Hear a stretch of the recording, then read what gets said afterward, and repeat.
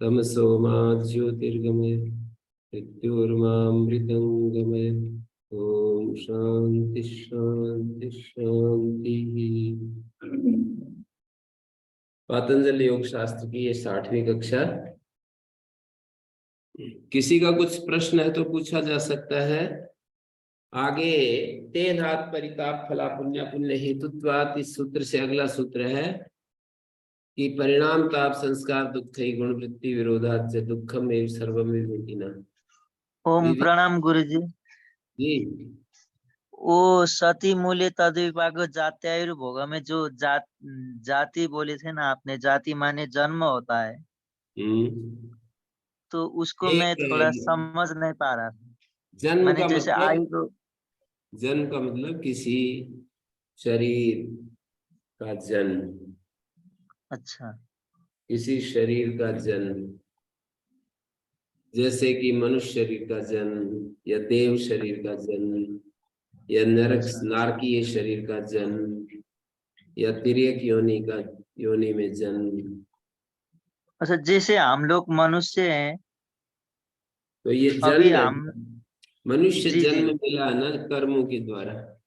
अच्छा, और फिर माने मनुष्य को तिर्यक माने देव योनि आदि भी मिलती है। हाँ, कर्म के अनुसार। अच्छा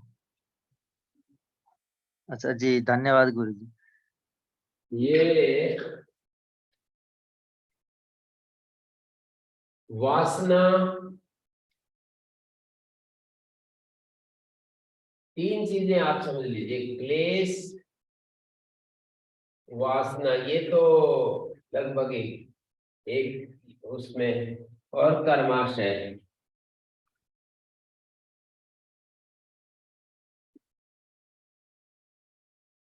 ये वृक्ष कर्माशय बीज की तरह है, ये भूमि की तरह है। क्लेश और वासना जो है वो भूमि की तरह है, कर्माशय बीज की तरह है। जाति वो बीज, पेड़ बनता है ना, वृक्ष बनता है, तो वृक्ष की तरह है। और उस वृक्ष की एक उम्र होती है, वो आयु। और उस वृक्ष के ऊपर फल लगते हैं खट्टे मीठे, सुख और दुख के रूप में, वो भोग होता है। तो वासना और क्लेश यदि ना हो तो बीज कहाँ उगेगा? उग नहीं सकता है। एक तो ये इसका दृष्टांत है कि फलित होने के लिए, फल मिलने के लिए क्लेश और वासनाओं का होना जरूरी है। क्लेश वासना नहीं तो फल नहीं मिल सकता। क्लेश और वासनाएं होना जरूरी है फल मिलने के लिए। ये तो एक बात है। दूसरी बात ये है कि दूसरे ढंग से भी उसको देख सकते हैं कि जैसे वो था ना, चावल का जो छिलका होता है, तंडुल का जो छिलका होता है, वो क्लेश वासना की तरह है। क्लेश का मतलब होता है अविद्यास्मिता राग द्वेष अभिनिवेश। ये भी संस्कार ही होते हैं। ज्ञान का जो हमारा सूक्ष्मतम रूप है, चीजें जिस तरह से हमें दिखाई देती है, सही दिखाई देती है या विपर्यस्त दिखाई देती है, सही दिखाई देती है, जैसी है वैसी दिखाई देती है, या डिस्टोर्टेड मैनर में दिखाई देती है, मतलब बिगड़े हुए रूप में दिखाई देती है। जैसे हम कभी कभी ऐसे वो मिरर के सामने खड़े होते हैं, दर्पण के सामने, कि वो हमारी शरीर को कुछ अलग रूप में दिखाता है।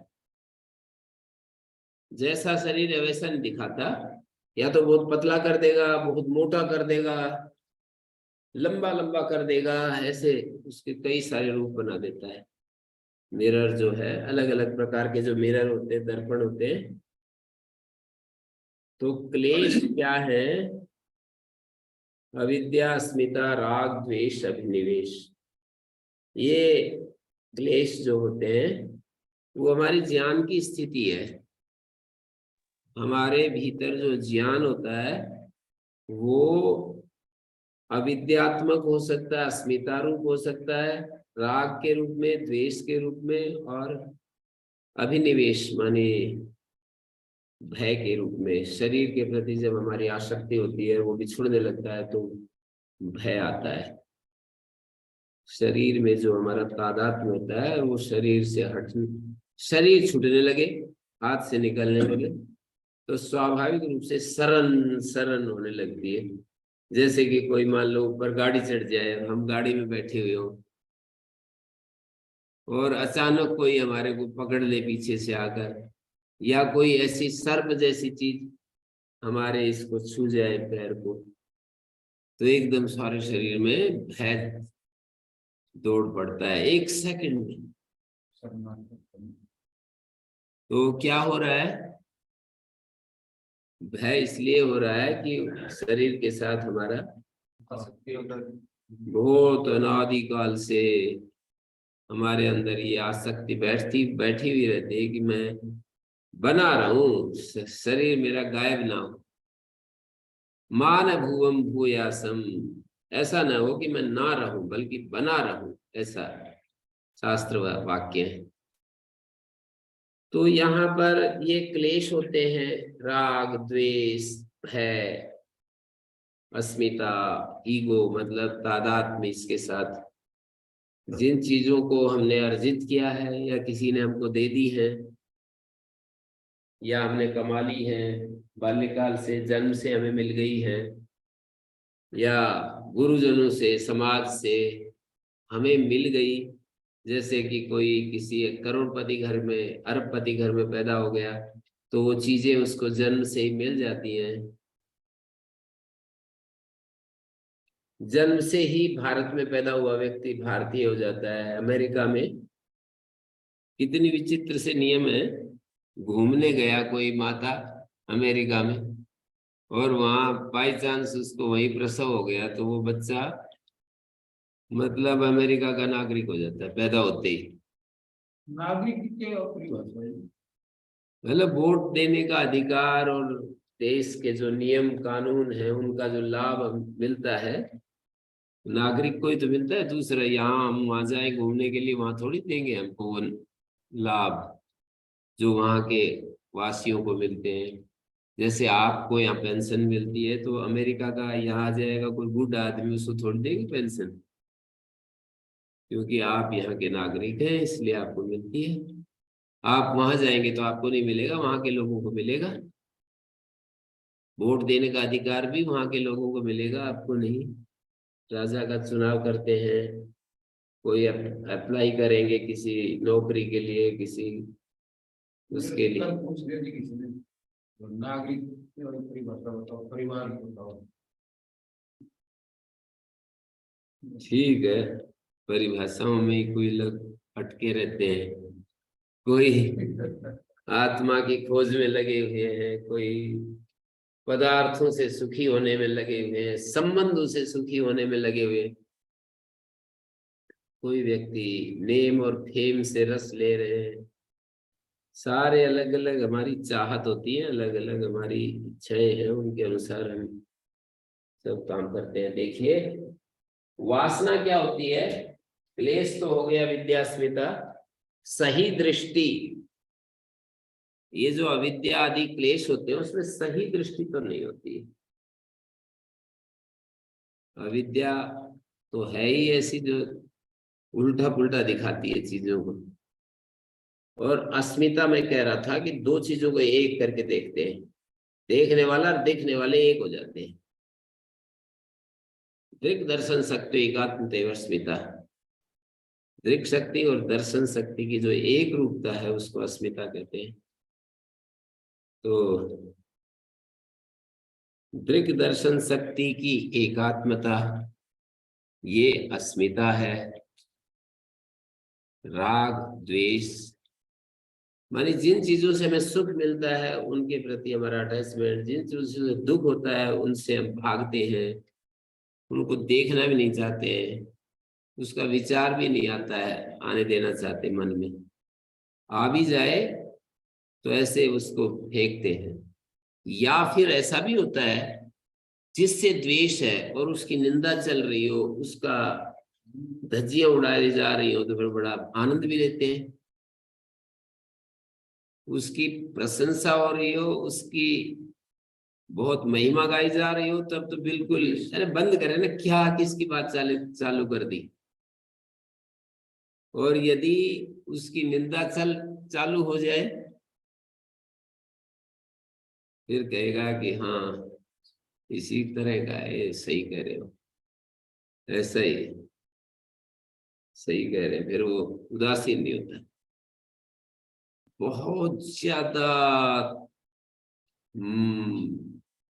यदि हम देखें ना ध्यान से, बाहर की व्यवस्थाएं तो गड़बड़ है ही, कई लोग बाहर की व्यवस्थाओं को ठीक करने में लगे हुए हैं, वो तो गड़बड़ है ही, उनका मिशन वैसा है, तो हम उसको मतलब एक एक कार्य के रूप में डिवीजन करके देखते हैं। हमें तो अपने आंतरिक व्यवस्था ठीक करने में हम तो लगे हुए, हमारा सब्जेक्ट तो वही है कि हम अपनी आंतरिक व्यवस्था को ठीक करें। और हमें तो ऐसा दिखाई देता है कि मनुष्य जल रहा है इन क्लेशों में, महाभयानक आग लग रही है, धधक रहा है सब कुछ, सब कुछ भयानक रूप से धुआंधार आग लगी हुई है, और उसमें ये मनुष्य जल रहा है। मतलब अविद्या, अस्मिता, राग, द्वेष इनमें जल रहा है बुरी तरह। तो ये तो क्लेश है। और वासना क्या होती है? वासना तो जैसे सुख दुख की वासना, भोग की वासना, आयु की वासना, जाति वासना, ऐसे 3 वासनाएं बताइए। हमारे चित्त में बहुत सारे संस्कार पड़े हुए, अलग अलग असंख्य योनियों के संस्कार है, उनकी वासना है। और उन योनि में वो वासनाएं जो हमारे चित्त में इकट्ठी हो रही है, जैसे कि बिल्ली वो करती है, शौच करके उसको ढकना चाहती है, ये एक वासना है उसकी, इसको वासना कहते हैं। कुत्ता लघुशंका करेगा तो अपनी एक अलग स्टाइल में करता है, तो उसकी एक वासना है, उसकी उस वासना के तहत करता है, उसको कोई ट्रेनिंग थोड़ी देता है, वासना से शुरू हो जाता है बस। जैसे ही उसके अंदर बोध होता है, कुत्ते का अपना संस्कार जैसे ही जागृत होता है, उसको उस शरीर में ही वो वासना होती है, दूसरी शरीर की वासना दूसरी जगह नहीं जाती। कई लोग कहते हैं कि मनुष्य, ये आदमी पशु योनि से आया दिखता है, इसलिए जो है ना इसमें ज्यादा क्रूरता या ज्यादा भोग, ज्यादा ये इच्छाएं ऐसे हो रही है, ऐसा नहीं होता।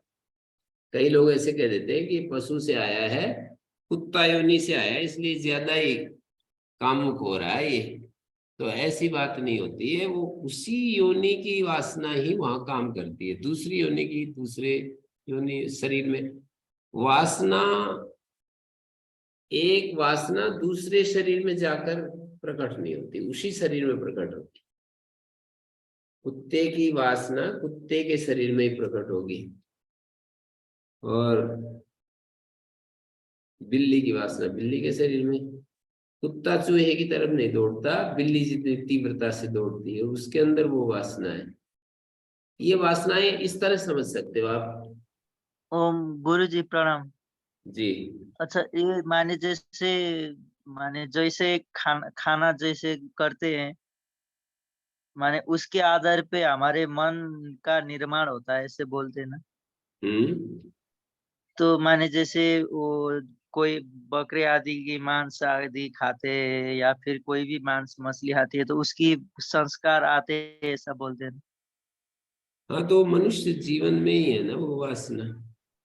ये नहीं अच्छा कि पशु में हम शेर होकर के हिरण खाते थे या बकरी खाते अच्छा थे, तो अब जो है अच्छा उसकी वासना मनुष्य जीव में आ गई, मनुष्य शरीर में आ गई, ऐसा नहीं। अच्छा मनुष्य अच्छा। जीवन में भी तो बहुत सारी चीजें की हैं, अच्छे बुरे दोनों जी ही जी। तरह के काम किए हैं, तो उसकी वासनाएं मनुष्य शरीर में प्रकट होती है। हैं? अच्छा जी, धन्यवाद गुरु जी। क्या आना चाहिए था? पांच खाने की वासना नहीं आनी थी मनुष्य ने। खाई है ना, मनुष्य ने भी खाया है ना।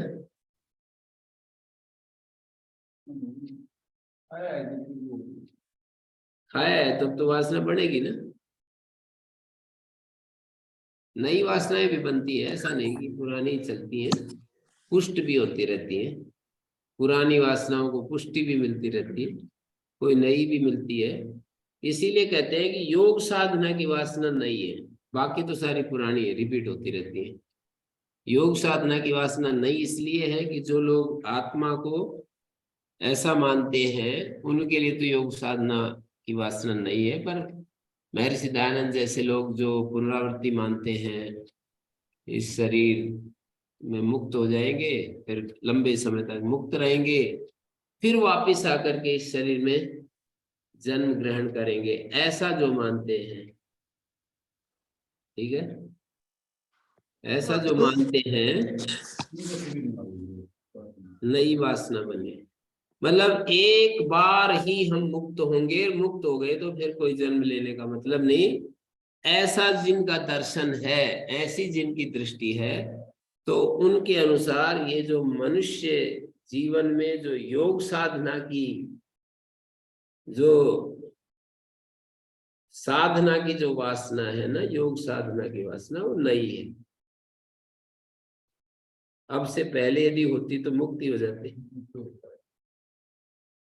तो ये दार्शनिकों के थोड़ा सा यहाँ पर वो हो जाता है, थोड़ा सा मतभेद हो जाता है। महर्षि दयानंद एक ऐसे दार्शनिक हैं जो मुक्ति होने के बाद आवागमन मानते हैं, लंबे समय तक मुक्ति में रहते हैं और फिर जो है फिर आते हैं, फिर जाते हैं, फिर आते हैं। पर बाकी सारे दार्शनिक यही कहते हैं कि मुक्त हो गया तो फिर जन्म नहीं लेते। कोई बात नहीं, ये भी एक, इसको एक दृष्टि समझ सकते हैं हम। और इसमें कहेंगे सत्य क्या है ना पता चले तो क्या प्रलय हो जाएगी। मान लो सत्य का पता ना चले तो इसमें क्या है, कोई बात नहीं, मुक्ति तो हो ही जाएगी यदि हमारे को, और दोबारा होती रहेगी, तिबारा होती रहेगी, ऐसी कोई बात नहीं। आए और आने के बाद फिर हो जाएगी, फिर हो जाएगी, ऐसे होती रहेगी। हाँ, गुरुजी, काल तो क्या है, जब आदमी पूरे आनंद में होता है तो क्षण भर ही होता है। काल तो परेशानी में सरकता है मुश्किल से है। परेशानी में काल जो है लंबा होता है, नहीं तो काल का तो पता ही नहीं चलता जब आनंद में है कोई। चाहे वो करोड़ों साल हो, अरबों साल, खरबों साल, 31 नील, 10 अरब, 40 खरब, कितना भी हो, कितना भी हो, मुक्ति का बता रहे हैं। पर मैं ये कह रहा हूं कि आनंद का काल तो क्षण भर ही होता है, कितना भी लंबा हो उसमें कुछ पता नहीं थोड़ी चलेगा। वो तो कष्ट का काल ही सरक मुश्किल से। जब हम बीमार, कई बार देखा कि भाई बीमार हो गए तो रात कटना, इतनी रातों में हम सो करके बाहर हो जाते हैं। पर कभी भयानक यदि पीड़ा हो जाए ना शरीर में, एक रात मुश्किल हो जाती है। कितने हमने तो देखी है, कितनी रातें में, मैं तो बड़ा बीमार हुआ हूँ तो बहुत ज्यादा, मतलब बस यही होता था कि बचपन में नहीं, कितनी बार हुआ हूँ, टाइफाइड और क्या क्या हुआ। और उसमें इतना मुश्किल होता, कभी जाड़ दर्द हो रही है, कभी वो हो रहा है, निकल रहा है दांत, कभी कान में दर्द हो रहे हैं, कभी आंख में दर्द हो रही है, कितनी परेशानियां हैं जीवन में दुख का। एक रात भी मुश्किल से कट पाती है। और हमने इतने वर्ष बिता दिए, यदि हम खेलते हैं बड़ा आनंद आए, 1 घंटे का पता नहीं चलेगा। विषय अच्छा आता हो और परीक्षा लिखनी, मतलब सारा विषय हमें पता हो, 3 घंटे का पता नहीं चलता कहाँ चले गए हैं। और सुबह शाम तक हम अच्छे ढंग से व्यस्त हों, बढ़िया ढंग से, समय का पता नहीं चलता बिल्कुल। ये समय जो है ना, ये तो वैसे ही बस प्रलोभन है इसका, तो इतना लंबा मुक्ति का काल है, गुरुजी इतने वर्ष तक हम मिल ऐसे नहीं रहा, मेरी आवाज ही जा रही। हैं जी। गुरुजी हरिओम। हरिओम। या ये जो आपने कहा कि वो जो पशु की वासना नहीं आ सकती मनुष्य के शरीर में, ये जो तिर्यक वासना है ये क्या है फिर? तिर्यक वासना तिर्यक योनि में जाएगी। नहीं, अच्छा वो अलग योनि होगी, वो मानुष कर्म नहीं है, मानुष योनि नहीं है वो। मनुष्य का कर्माशय, कर्माशय 4 प्रकार का है ना, और 4 प्रकार की वासनाएं हैं।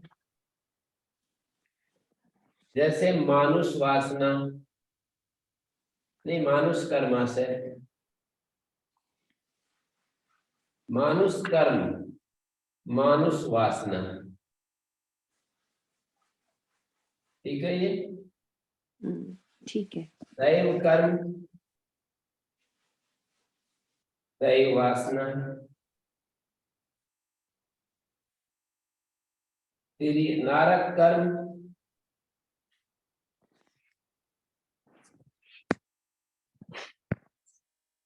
नारक वासना, तिर्यक कर्म,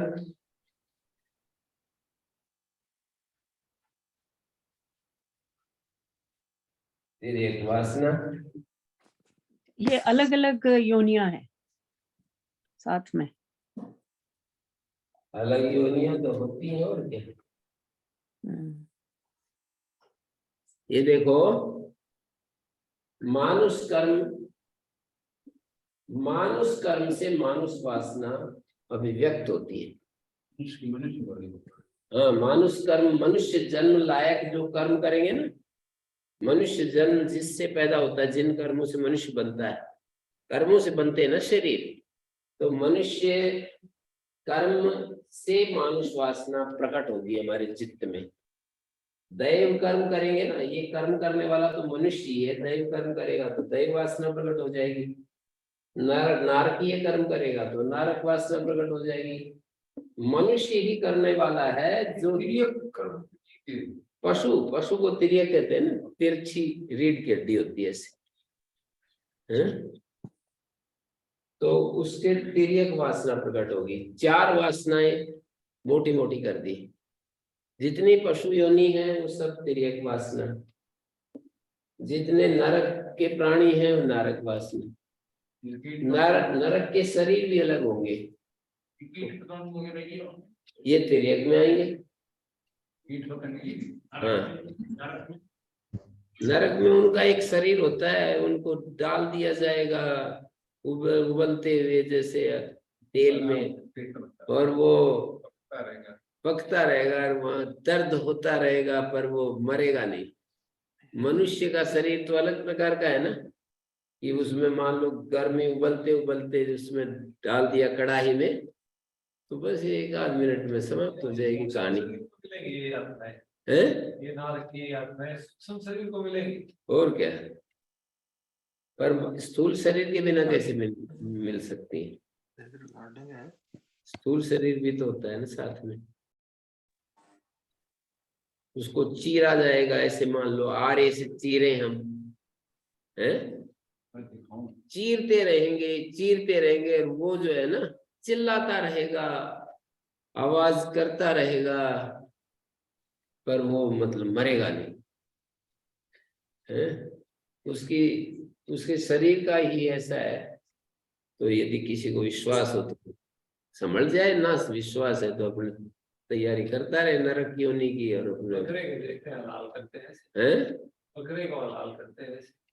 ऐसे ही होगा। किसी को विश्वास है तो हल समझ लो, और विश्वास नहीं है तो ऐसे कर्म होंगे और नरक मिलेगा, और नरक में ये सब होगा।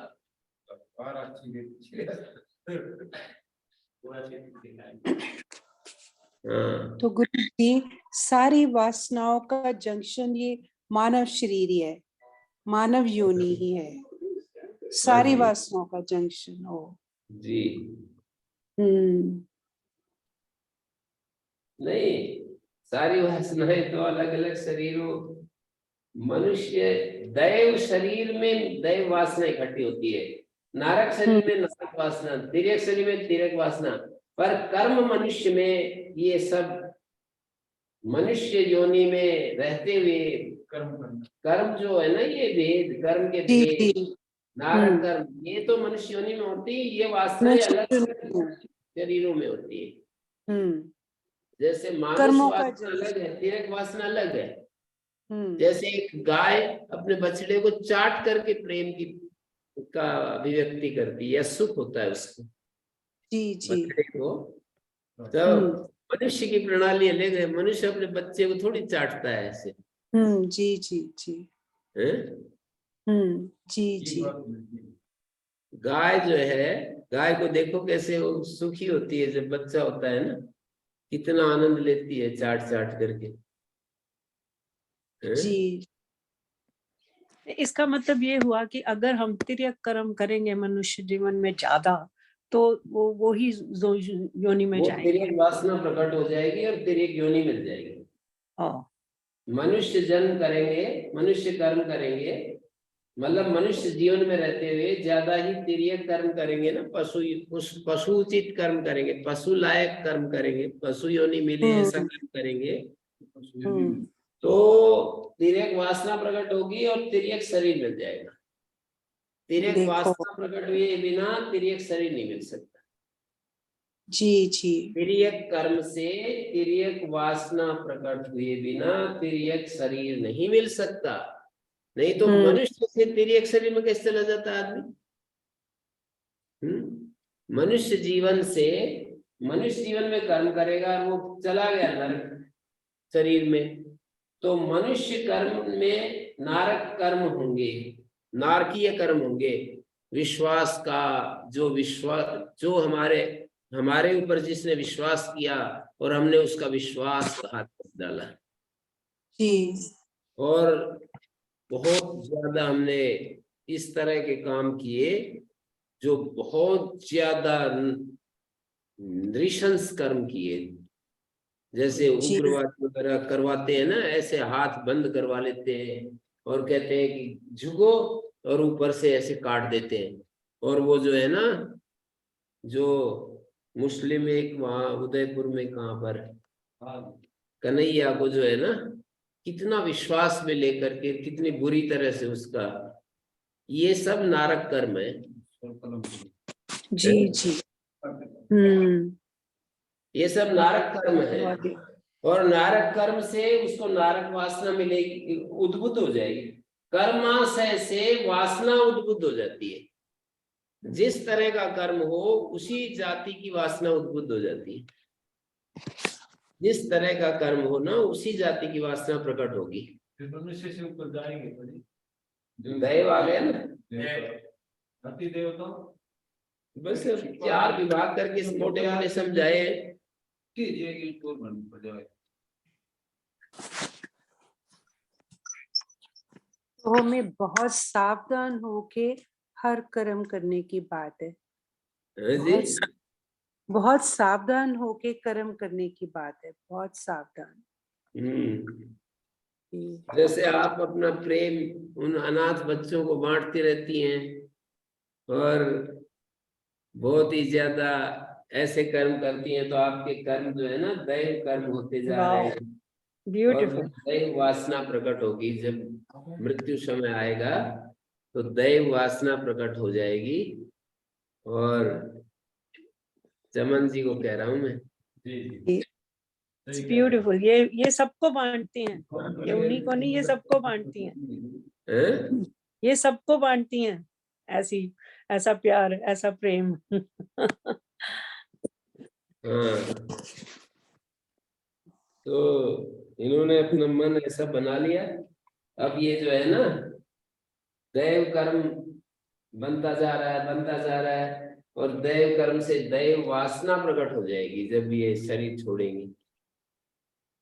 और दैव शरीर, ये वासना से मैं जो बात कहना चाह रहा हूँ वो ध्यान देने की ये है कि उस वासना से ही शरीर बनता है, फिर वो शरीर प्रकट हो जाता है। मतलब उस वासना शरीर तो कर्म से बनेगा, पर वासना प्रकट हुए बिना शरीर नहीं बन सकता। कर्म जो फल देता है ना, वो वासना को जगा करके फल देता है। वासना को बिना जगाए कर्म सीधा फल नहीं दे सकता। तो गुरुजी दैव शरीर कौन सा होता है? बस समझ लो, इस शास्त्र कह रहा है कौन सा होता है, कोई देखा है किसी ने? नहीं, वही ना मैं पूछना चाहती थी। पशु पक्षी के देखे शरीर हमने, नारक पशु शरीर और पक्षी के देव देखे, शरीर मनुष्य के देखे, दैव और नारक के नहीं देखे। केवल शास्त्र देखे। वर्णन कर रहा है, तो उस पर भरोसा करना पड़ेगा। पूंजी का शरीर है। नहीं, ये तो महर्षि दयानंद ने तो इसी धरती पर बतलाए ये चारों चीजें। हाँ तो है ना, चेहरे ये महर्षि दयानंद की, पर दुनिया में एक ही दार्शनिक नहीं है ना, बहुत सारे दार्शनिक है। इसलिए मैं कह रहा हूँ कि दूसरे दार्शनिक ये कहते हैं कि दैव योनि और नारक योनि हमारे मनुष्य के अनुभव से परे चीज है। मैंने दोनों बातें कर दी। आपको ऐसा लगता है कि नहीं मनुष्य में ही है, तो मैं उसमें कोई विरोध थोड़ी कर रहा हूँ। मैं ठीक है, मान लो इतना ही है। जी गुरुजी। क्या कह रहे हैं? माना ही आपने चाहूंगी करता। हाँ, ओम गुरुजी ये देव कर्म हो गए, माने अच्छे कर्म माने सेवा आदि करना, और फिर मानुष कर्म कैसे माने? सामान्य, बहुत ज्यादा भलाई भी नहीं कर रहा है, बहुत ज्यादा पाप भी नहीं कर रहा है। बहुत ज्यादा भलाई करेगा तो दैव कर्म, बहुत ज्यादा पाप करेगा तो नारक कर्म। सामान्य जीवन जीने का मानुष कर्म। अच्छा अच्छा अच्छा, धन्यवाद गुरुजी। गुरुजी, ये जो निष्काम कर्म से अलग कर्म होंगे देव कर्म, निष्काम कर्म तो फिर वो चित्त को शुद्ध करते हैं, परमात्मा की तरफ ले जाते हैं। देवकर्म है। हाँ, निष्काम कर्म तो चित्त को शुद्ध करने के लिए होते हैं, बस उनका काम इतना ही है। चित्त शुद्धि करके और हमें वो भूमि तैयार करते हैं, जिससे कि हमारा भगवान की तरफ आत्मा की तरफ गति जो है और आगे आगे बढ़ती जाती है।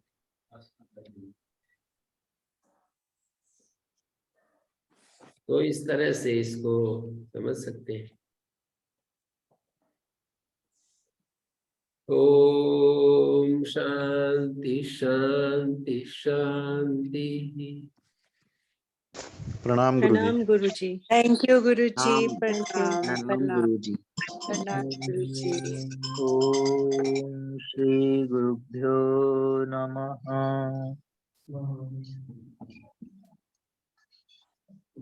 प्रणाम गुरुजी। प्रणाम गुरुजी। प्रणाम। Om thank you. Thank you Guruji.